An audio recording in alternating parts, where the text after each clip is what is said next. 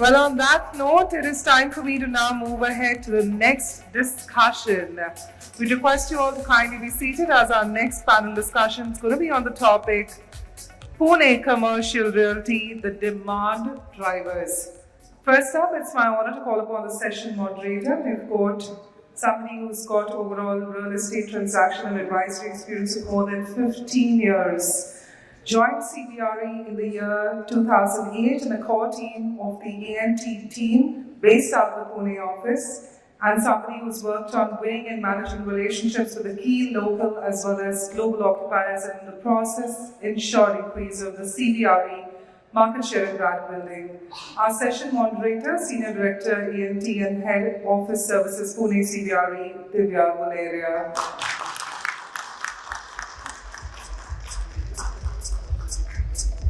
Thank you, Mr. Guleria, for joining us.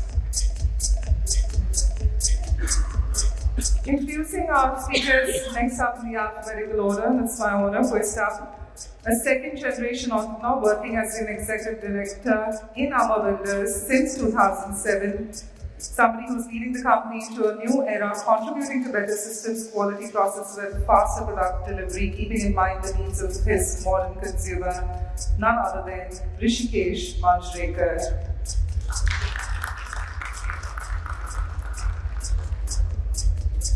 We could have Mr. Manjrekar joining in. Next up, a seasoned professional with extensive experience managing real estate portfolios and sales operations with a background in real estate, business management and sales, somebody who brings a wealth of knowledge and expertise to lead and grow the company's portfolio of companies and drives revenue through the sales effort. We're talking about the Chief Business Officer, Smartworks, Pratik Agarwal. Let's give him a big round of applause. Could I have the music off when I'm talking? And when they're entering, probably let's have the music. Because it seemed like a symphony happening. I'm talking on this music. Thanks, Pratik, for joining us. Of course, thank you so much, Hrishikesh, as well, for giving us your valuable time. Next up, somebody who provides the strategic direction for the commercial business unit of the Kohinoor Group and is responsible for the overall business plan and implementation of that vertical. Currently leads the vision of the 7 million square foot commercial development for Kohinoor Group. We're talking about the Director Commercial BU Kohinoor Group, Prasanth Gopinath. Next up, joining somebody who's got 13 years of experience in real estate, associated with some of the major players in the real estate sector, including JLL and Cushman and Wakefield, holding senior positions. We're talking about the Senior Director and Head Office Services, Pune, Colliers, Ruchika, Choudaha. And next up, somebody who's carrying an experience of over 12 years of commercial real estate and leads the business space advisory for the company across Pune. Approached from logical reasoning and in sync with his technical knowledge, he works towards maximal customer satisfaction. We're talking about the Senior Associate Director and Head, BSA Transactions, Pune, Siddhivinayak, Gajre.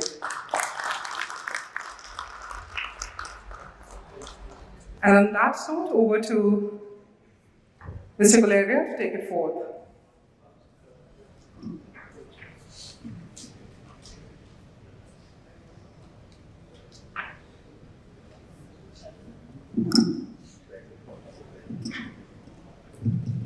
Good afternoon, everyone. Hope you're all doing well and safe. It's a pleasure to be part of this event being organized by Reality Plus. Now, before we jump into the discussion topic, that's Pune demand drivers for commercial real estate, I'd like to share a few highlights of the previous year in terms of commercial real estate activity. Pune witnessed close to about 6.5 million square feet of Grade A commercial real estate absorption in the year 22. This was after 2 years of almost 3 to 3.5 million square feet of absorption. And pre-pandemic, we've seen absorption numbers for Pune office space in the range of about 4.5 to about 5.5 million square feet. So clearly, the last year showed us signs of revival. Technology, IT, ITES, and manufacturing and BFSI continue to be the major space take-ups. And there was a large and a new entrant for the last 2 years, which is the flexible office spaces. And if I talk about facts, in terms of seats absorbed, close to about 27,000 seats were absorbed in the flexible office space which rose from about 17,000 seats in 2021. In terms of square footage, the supply absorption for Flex in 22 was close to about 1.25 million out of about 6.5 million. That's roughly about 25%. So we're seeing a real amount of growth in the flexible side of offices. With the hybrid work looking like a long-term strategy for a lot of occupiers, and they're open to exploring flexible office spaces. Occupiers like Google, EY, Beckhart, Boulders Kluwer are open to exploring this segment of business model. And lastly, from a city that was generally tagged as a pensioners' paradise for a very long time, Pune now rubs shoulders with cities like Hyderabad, Bangalore, Chennai, in terms of a destination for your technology back offices, R&D centers, GICs, and with the growing real estate activity, we've got a lot of developers like Prestige, RMZ, queuing up to take the share of real estate here in Pune. Now, with that background, I'd like to start the session. And my first question is for you, Hrishikesh. Rishi, you're a second-generation real estate developer in Pune, and for a long time you've been focused towards the west of Pune. Recently, you forayed towards the east side of Pune also. Can you share with us certain factors that you feel have played for Pune as a location of choice for occupiers? And in your perspective, what does 23 hold for us from a demand perspective? So, thanks, Divya. I think, let me start the other way around. I think you asked two questions. Let me address 23 and then I'll go to what holds for Pune. So, I think 23 is going to be very interesting. We have barely any new supply coming in. I think vacancy last I checked was at 9% for Pune,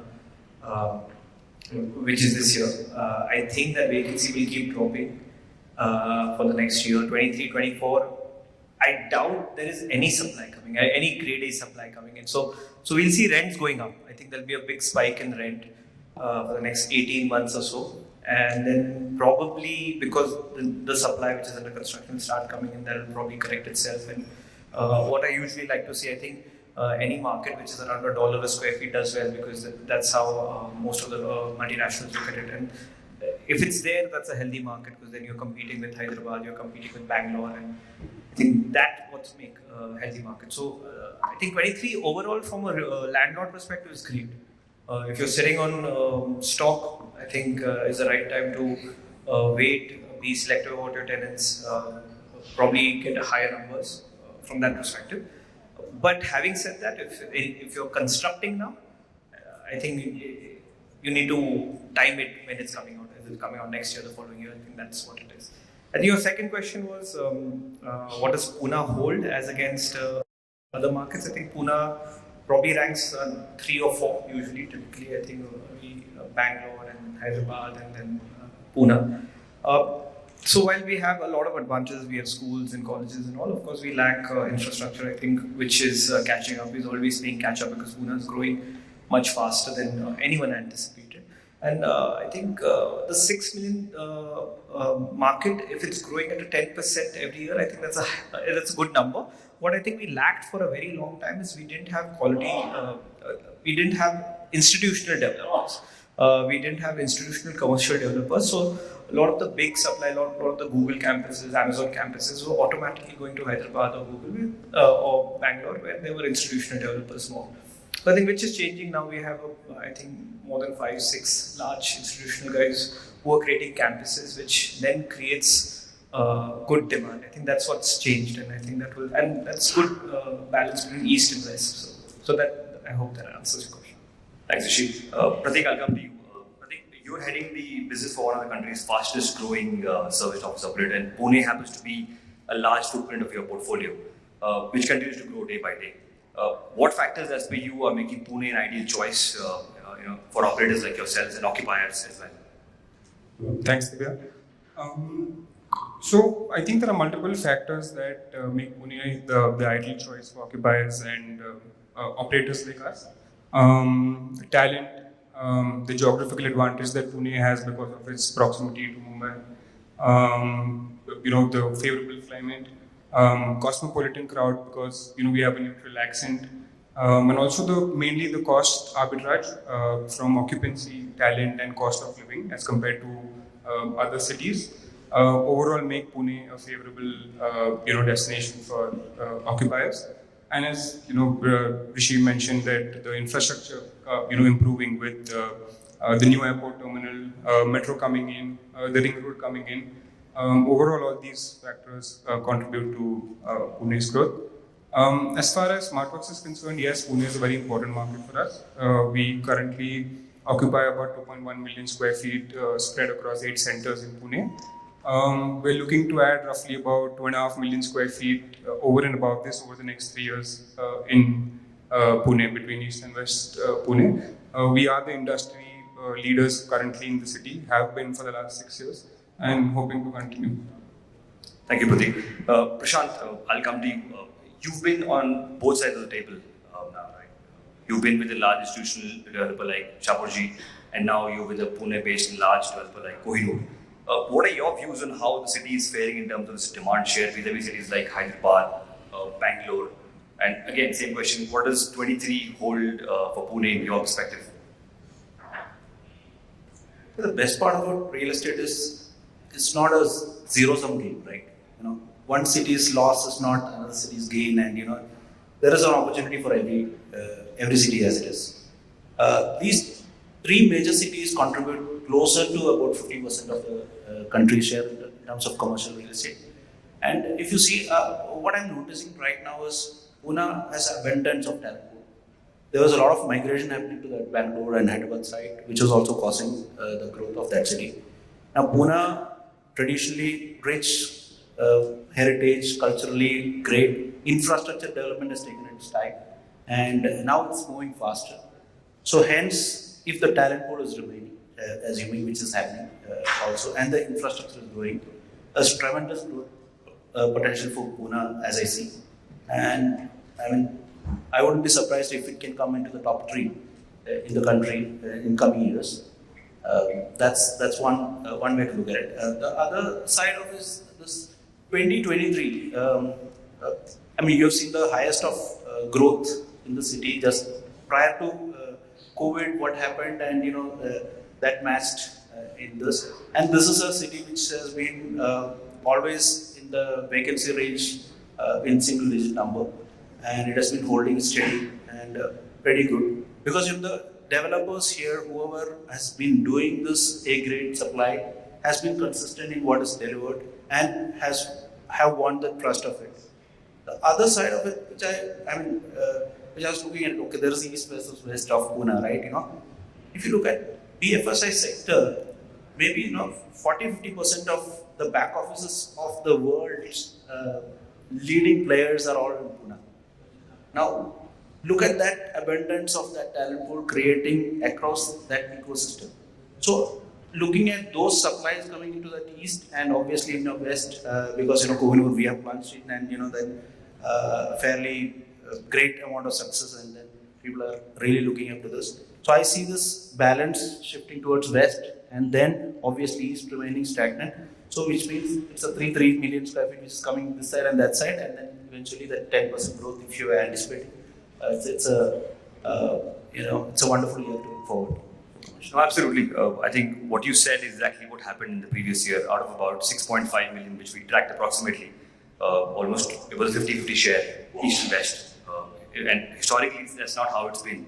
It's been slightly tilted towards east more and west a little less. It's been about 60-40, but this year it was almost about 55-45 kind of a ratio. Thank you, Prashant, and I'll come back to you. Ruchika, you've just taken over the reins at Colliers, and as officer, and congratulations to you. As a consultant and advisor, what trends from an occupier perspective are you witnessing and foreseeing in 23? And do you think, similar question again, Pune has the DNA to be the choice of occupiers in the coming years? Thank you, Divya. So to be, my personal view that there has been a lot of talk about, recessionary market, and there are a lot of sentiments from the occupier. I would say it's more precautionary. It's also to do with the entire value proposition that is there. We all are seeing a robust market. We all are seeing that there are a lot of inquiries in the market. There has been new entrants in the market, like Rishi pointed out, probably from engineering sector, manufacturing sector, R&D centers, IT BFSI, and also flex operator, which now contribute to a major take-up here. So we are seeing a lot of demand from all of them. But what is driving this is basically, the value proposition, or I would say a well-curated experience for employees, where there's a lot of emphasis on the amenities, a lot of emphasis on probably the ESG and compliance and governance. So one of the evolved industry in that is, I would say, also the flex operators, who are also seeing demand from not only from the traditional IT companies but also our Indian manufacturers. So I think the market is very, very positive. The occupiers, and going back to what you also referred to, saying that we have seen 6.5 million square feet of absorption last year. We were probably anticipating that it is going to be 5 million. It surprised us, and this year also we are very bullish. We have two large developers sitting here who are very bullish about their projects. You have a flex operator who already confirmed that he will be taking up more space here, so he's also very bullish about it. So that means that there is a demand. Everybody is seeing it as a positive market, and Pune definitely has a DNA. New pockets coming up in Pune. We see Wakad coming up. We see from Vimannagar to Kharadi coming up. We see one of the established market, PCMC, where this project has been launched. So new pockets coming up, new demand coming up, and definitely I think it is going to work out for Pune. Thank you. I think you touched the right chord.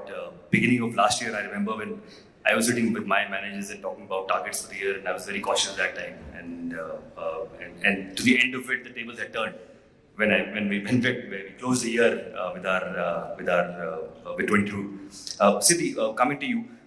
So from what we understand and what we track, there is close to about 20 to 25 million square feet of supply planned in Pune in the next 3 years, right? And she was mentioning that this year there's not much supply coming up, but over the next 3 to 5 years, there's about 25 million square feet of supply, planned. Do you think the city will get the demand on a similar scale? Yeah, of course, Divya. So far we have seen Pune as a market which has been constantly rising. So, on an average, as you rightly mentioned earlier also, 5 million square feet is what Pune has been seeing year on year. And out of surprises, we have seen 2019 as one of the most achieving years for everyone. Even during the pandemic situation where things slowed down, I think shut down, let me reiterate it shut down. So even at that point of time, the demands for Pune was still there. We have closed Pune market at 3.1 million, which was highest among the country. So 3.1 million, none of the city closed, but during pandemic, Pune was able to close at 3.1. So definitely, real estate for Pune is going to be growing. Real estate has been the business of since olden days. So definitely, Pune is going to see that traction. No, absolutely, I agree. And the years you mentioned for 3.1 and 3.5 million square feet in 2020 and 2021, 19 was an outlier, right? 19, Pune witnessed close to almost about a 7 million square feet absorption at that time. And there was enough which spilled over in the next year. That's why we had about 3.1 million absorption then. Rishi, coming back to you. So you have a commercial asset portfolio of close to about 3.5 million, roughly, square feet. And almost the same quantity being or more being built going forward. What trends and expectations from a building perspective are you experiencing from occupiers, which you are implementing and which you feel are going to become norms for the future buildings? So like you said, I think we have the current portfolio under construction is around 3.5 million. I think one thing that we have over the last year emphasized at is, if you're looking to grab the global MNCs, Fortune 500 companies, you have to have world-class buildings. You have to have global benchmarking. I think what we had tried to do now in our portfolio is benchmark buildings that will outlive 20, 30, 40 years, because your lifespan of a building is around 50. Because some of the mistakes we're trying to track for buildings we built 10 years back or even 6 years back is, I think we only try and limit ourselves to what is happening in our market. It's a very pond mentality, I think.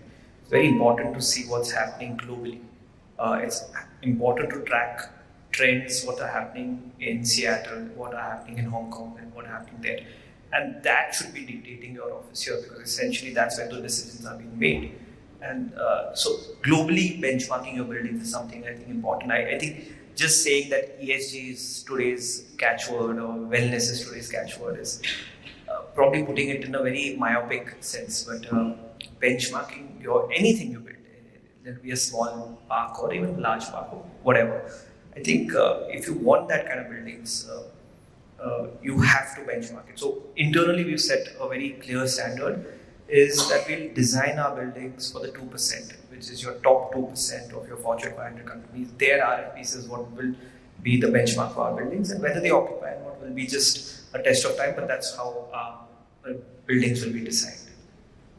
I think that's a very important statement you made, and Rishi, I've had the fortune to be working with you for some time now, and we've seen the buildings just going to the next level from the last building.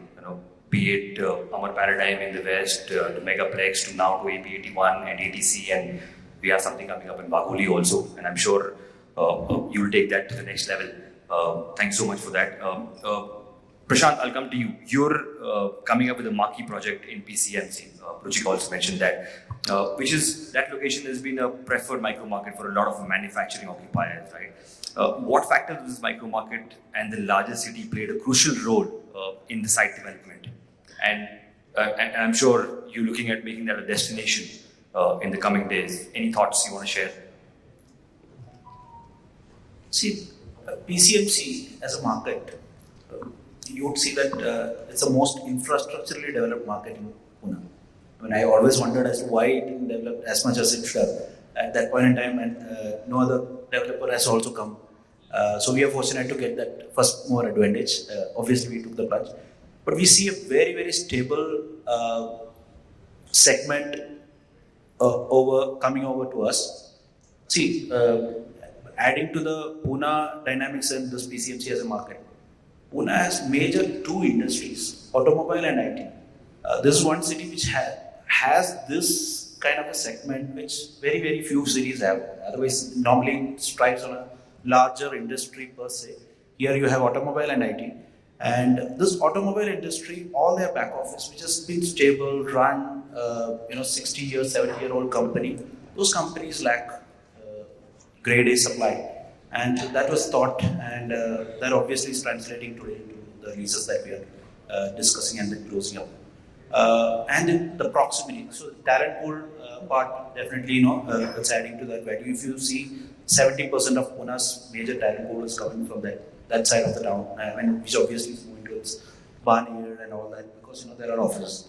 But people are living more towards that side because it gives you that high quality living and the accessibility also, and the proximity to Bombay as a hub, right? You take a drive, you reach in say 1.5 hours, 2 hours, to that side of the city, so the stable kind of an industry, which is manufacturing industry, and those kind of people who are coming, and the development around this automobile industry and highly focused on R&D, those kind of talent pool, which I was surprised because one of the large requirements from Bangalore came to us, and the discussion was like, we find the talent pool of PCMC more suited for us to start this than in Bangalore, because they wanted to do that in Bangalore versus Pune, and then they choose Pune, and obviously a large manufacturing client which I'm talking about. So they are looking at the talent pool, availability, quality of living for the employees, as well as how do we pull these people back to workplace. So you'll have to have a high quality building which is delivering that, and also the proximity to this. So we were able to provide all of that, and that's how we took that, and then the large development is shaping up naturally. I agree with you, Prashant. PCMC has been the backbone for the manufacturing occupiers for a very long time. Chakan being close by over there. So, and for a very long time, as an advisor and a consultant myself, we've not had a lot of assets to propose to occupiers, manufacturing occupiers, mostly in that micro market. Now that we have a good asset coming over there, I'm sure you will have no problem leasing. You can buy me a drink after this. Siddhi, coming to you, in terms of new markets, PCMC obviously is one new office market. Any other markets you feel are coming up in the future, in the near future for Pune? Definitely, Divya. Pune has seen growth in all pockets. The city has been growing in a circular outward manner.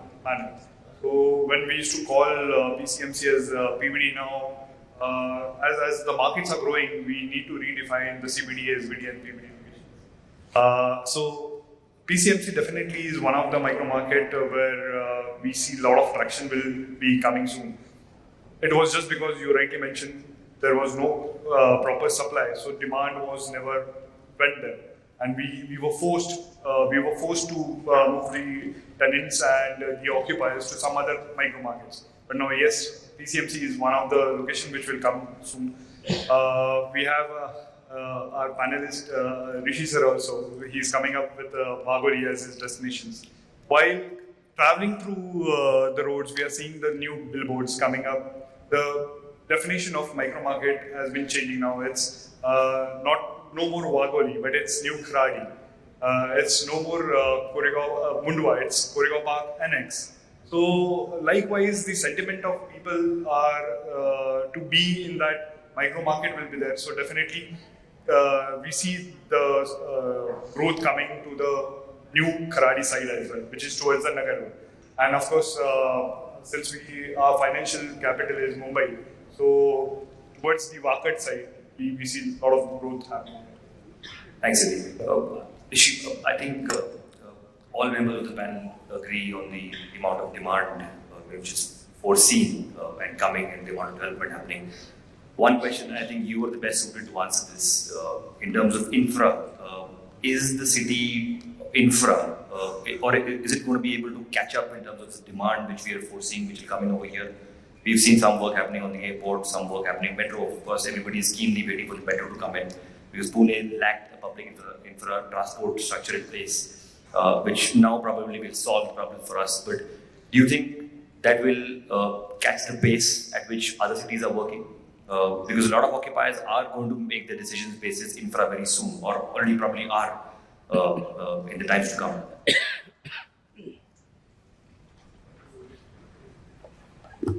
It's a loaded question, so I have to be politically correct as well. Consider. Unfortunate answers, no. I don't think it will be catching up to the growth. And one of the reasons micro markets, in your questions to cities, develop is because markets which have infrastructure probably grow faster. That's a very simple answer. Having said that, I think we have 3 to 4 major infra projects which are already started. First, metro is something we all are experiencing right now. Ring road is something that will be the game changer, more than metro. I think ring road will really bring out new micro markets, like for example, Nanded city. Someone occupiers who want to have cost sensitive from Hinjawadi can go to there. So I think ring road will be another paradigm shift that will happen. Along with that, the last one which will really impact will be the Riverside road, which unfortunately has been stuck for various reasons, which it seems that will be this government's probably final gift to the state, and that will really ease up the traffic. I think the total ringside road is around 70 kilometers. If that comes around, your travel time from Baner to say Pratik's office in Mundwa will be less than 11 to 15 minutes, which right now takes around 45 minutes. So these 3 infra projects will completely change Pune for the next decade or so.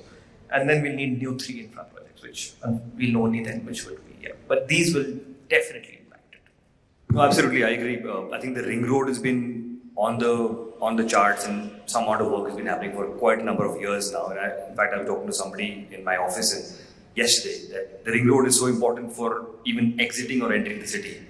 Right now, with the amount of metro work happening towards Baner and Balewadi, it takes us almost about an hour and a half to reach from here towards Baner. Right, the ring road is a solution for that. Nothing else probably is going to solve that. Thanks so much for your perspective there. Let me now bring into discussion one of the most talked about topics, which is the return to office. And my next question is to you, Ruchika.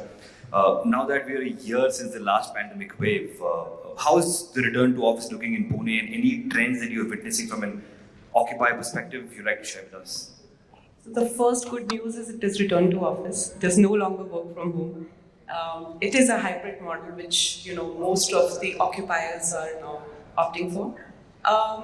So When I say large occupiers, I mean only in size, occupiers which are probably 500 to 1,000 employees. We see a trend that, most of them are 60% in a hybrid model, 60 to 65, with 15% working remotely probably. Hybrid model is about to stay for some more years, but also a very important trend that I have seen is that along with hybrid model, they also look for a flex kind of a model that, either hub or spoke or probably, getting into a well-curated experience of getting into a flex with our flex operator. So that's the trend that we. That was my follow-up question, by the way.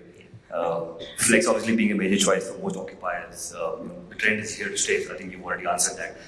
Pratik, we've all seen Flex as a business model and an offering for occupiers for the past 3 to 4 years now. Obviously, extrapolated by the pandemic. How is Smartworks evolving and getting ready for the future occupier? Now that there are signs of return to office and hybrid working. Anything you'd like to share from a Smartworks perspective? So I feel providing fitted out offices only, is no rocket science, right? Is something that the landlord can do for you. The developer is willing to do it nowadays. Clients can do it themselves, or there are other operators like us, who can do it for you, right?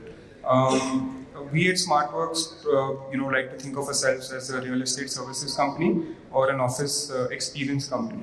Where what we do differently is we go after large independent buildings and campuses and create an ecosystem with superior amenities and digital commerce partners such as food, transportation, healthcare, wellness, daycare, salons, smart stores, etc. to give a holistic experience to our clients.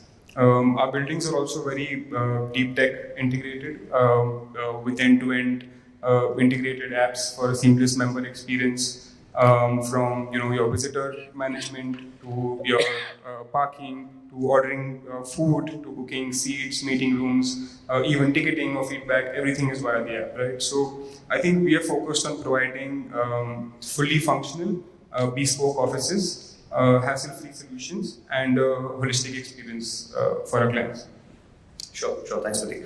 Rishi, Flex for you also is a major occupier in your portfolio, and I'm sure there's a lot of thought that's gone into it. Tell us how Flex complements your portfolio offering to an occupier, right? When an occupier is evaluating your building for a conventional and Flex solution. So, I think we started Flex back in 2016. Yeah. So of course, Smartworks and us have partnered. I think almost exclusively, if I can't say exclusively, sometimes he's taken a few buildings which are not others. So currently my Flex portfolio is around 2 million square feet, which is larger than would I have liked it to be. If you ask me what the thought gone behind it, I think it's just evolved. I don't think there has been a thought because unfortunately what happened is post-pandemic we had 2 million square feet which was ready. 90% of the client back was wanting flexibility and wanted something we couldn't offer. So client back demand was what they wanted was going through a provider. Not only because they wanted that, but they wanted it in different locations. So there have been, I think, instances where they've signed in Baner and Nagar Road, and that's something he can offer. And not only that, he can offer then Banerghatta and Baner. So he can do Bangalore and Pune. So that's something I can't do, obviously. So then it's very important to partner with the right thing. And of course, Smartworks and us, we've partnered for almost a very large chunk. And if you create an ecosystem where you don't compete with each other, I think it can really complement. I think that understanding is something we've really built. Our teams have complemented each other where not only, I think they get in at the design phase with us also. What is the sharings from their occupiers who they would like to improve from next buildings, the FM challenges, the sales teams actually share data, which is rare, but we do. Because that's that kind of sort of understanding and the platform that we build together. So if you can have the right partner, I think it's a great complementing choice, so to speak. Having said that, of course, I think it's a very, he makes it sound very easy, but it's a very competitive business. It's a very thin margin business. So again, you have to also make sure, like any good partnership, there's enough that's on the table that we shouldn't say this after we close the next deal, but you negotiate the right values. You cannot have high rentals. You have to have the right rentals where I think your partner is also making enough money and this thing. And I think a testament is enough. There are only 2 developers and both have had haircuts. And you haven't. So we all developers have taken enough haircuts. I think now this year is where we earn. So yeah, I think that answers. Unless you want to add something to that. See, I completely agree, right? When, like you said, this whole industry can become a complement instead of a competition to developers, where even closing transactions, etc., together becomes way easier. Clients are less confused and they get a better experience if it's done in the right way. Absolutely, I completely agree, and I think the partnership should go longer, literally. Pratik, coming back to you, what sectors of occupiers have you catered to most in Pune? And do you see a trend forming or maybe changing to a different occupier sector, or does tech and IT continues to rule the roost from occupiers? So, ITES, yes, obviously has dominated this industry previously. However, I see this change post the pandemic. We've been able to diversify and attract traditional sectors such as manufacturing, BFSI, thereby reducing the dependency on ITES. I think overall, ITES accounted for about 70% or so, which has now gone down to about 40-42%. And BFSI, analytics consulting, media, all of these engineering, manufacturing have increased tremendously. Siddhi, similar question from an occupier perspective. What sectors are gaining prominence in Pune? I think I've already answered part of that, but I'd like to hear your opinion as well. ITES continues to be a major space guzzler for Pune for a very long time now. And again, followed by manufacturing and banking, flex obviously picked up over the years. Any other industries evaluating Pune from a demand perspective you will see? Certainly, Divya, there's, apart from what you mentioned, flex has contributed a lot these days now for overall gross absorption for the city. But now Pune has been the talent hub for every occupier, and that is the reason why we see a lot of tractions coming from most of the industries here. So, be it now EVs coming into picture, where most of the talent or the startups for EV have taken shelter in Pune. Likewise, fintech is also one of the growing companies. So, it was a 50 million market which has grown to 150, out of which we host BFSI sector is one of the largest ones. So fintech has grown in Pune. Payment gateways is one of the companies which are looking at Pune because of BFSI sector has a predominance over here. So these are the sectors which are making their roots here in. And VFX, right? I think some VFX is also getting over. Absolutely. So it's moving out of the ITES domain and going to different sectors also, right? True. I think that's very important for the city to grow. I mean, you can't just rely on one or two. Definitely. Because manufacturing has been here for a very long time now. It becomes an automatic choice as a location for back offices, design centers. I agree. Here. But VFX is something new, which at least I've noted over here over the years. Thanks. Prasanth, let me come back to you, and before closing, besides leasing in your portfolio, you also oversee investor sales, right, for your assets. How is the response from the market in terms of investors and institutional partners in this segment, and do you see more traction here in the coming time? We have been seeing pretty good traction in the recent times. Obviously, when we started off at Kohinoor, we are an agile and an input group, and we want to remain that. So the thought process was to cater to institutional as well as ultra HNIs and also the large leasing clients, obviously. So the initial approach has been, people have been cautious about the virgin market when we went to PCMC. But now there is a lot of interest in that market because people are seeing that traction.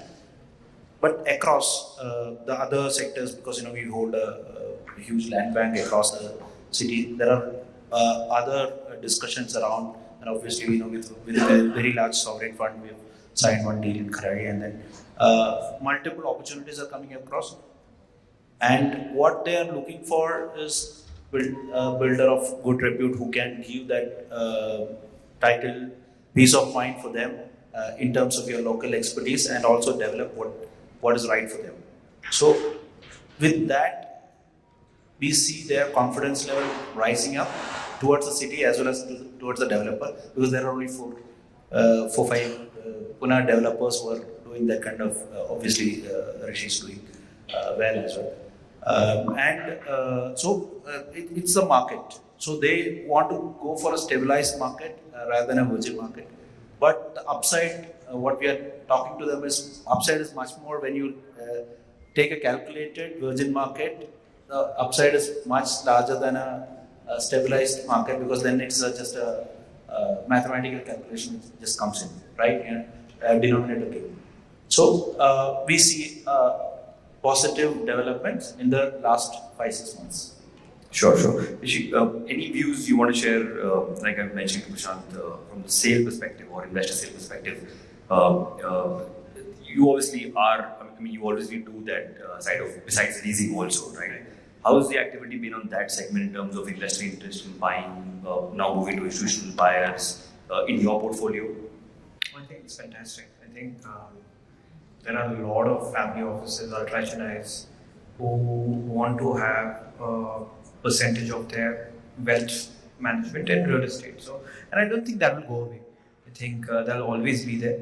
And ultra-HNIs and family offices who understand real estate and really understand, I think they're here for a long run, and they're playing the leverage game. So they are buying, leveraging, again, buying more, and then that churn goes on. And I think if done right, if you make your investors enough money, they're going to keep coming back for more. I think the key is to keep making that money. So, thank you so much. Pratik, last question for you, and on similar lines. We are hearing of certain service office operators also looking at buying assets. Is that something which Smartworks will also eventually want to look at in the long term? Yes, we already own a few assets, currently one in Calcutta, one in Gurgaon. And going forward, we will continue to purchase a portion of our portfolio. So we'll have a mix of leased assets and owned assets going forward. Excellent. Thank you so much. I think it's been a very insightful discussion, and I'd like to repeat one thing, what Aditi mentioned in a session, that Pune is probably the only city, second city in a state which is a non-state capital, which is rubbing shoulders today with the likes of Hyderabad, Chennai, not really Bangalore, but Hyderabad, Chennai, which are state capitals, right? So I think from a demand perspective, it looks positive for now. Thank you so much for your views. It's been great talking to all of you. Thanks so much.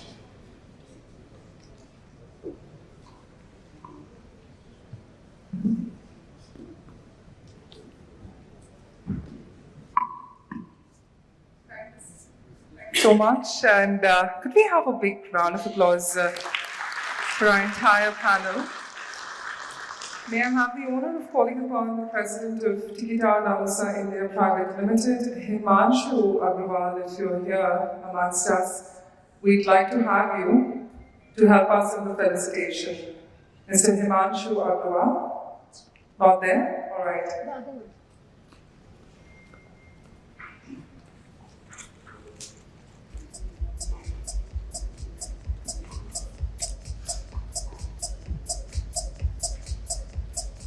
Alright, I believe Himanshu's not in the room, but if I could have the AVP, ED and Sales Contra, where Chandrakesh kindly join us and help us with the felicitation. Do we have Mr. Page? Thank you so much. We request you kindly join us and help us in the felicitation. So with that, if I may request our panel to please step forward, we have the team to bring up the mementos, and the stage, if you could just help us in felicitating all our panelists. And of course, then we have our moderator, who's been so kind, and our session chair. Ladies and gentlemen, let the applause continue. Each and every one has contributed, and I think with the wealth of knowledge we have. Okay, a very persistent media team out here, so we better get the photos right, because otherwise it's going to trickle all the time. All right.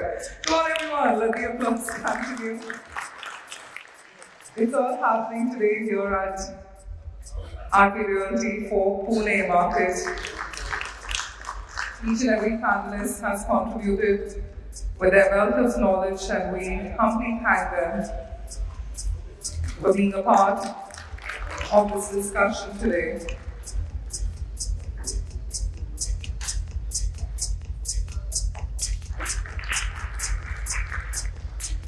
And of course, if you have our session chair as well, please step forward. Divya, thank you so much. One photo, otherwise the teams. And we will have the entire panel to please come together along with the stage.